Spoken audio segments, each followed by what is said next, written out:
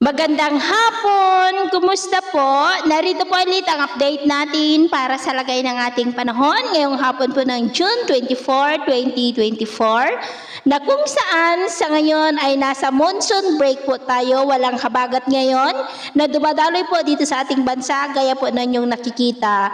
Pero mayroon pong easterly sa silangan ng Luzon at intertropical convergence zone na nag-i-extend po dyan sa may Visayas at Mindanao at may mga localized thunderstorms sa iba't ibang bahagi po ng ating bansa at base dito sa weather model nating ginagamit ay may LPA po dyan po sa may banda ng Cagayan de Oro at sa ating long range forecast ay wala naman pong bagyo na nakikita na tatawid dito po sa ating bansa hanggang po sa susunod na 2 linggo ay posibleng storm free po tayo.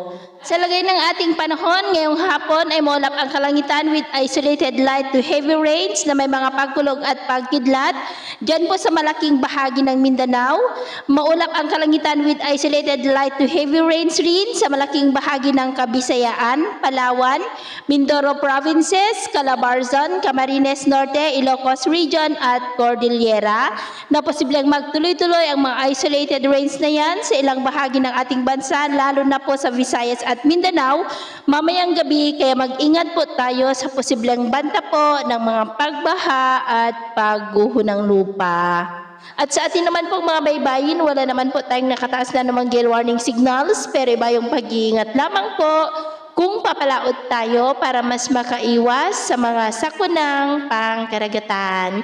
So yun po na latest update natin sa araw na ito. At ako po muli si James na nagsasabing sa kahit anong pagsubok po na darating sa ating buhay, huwag na huwag po tayong mawawalan ng pag-asa. Thank you and God bless!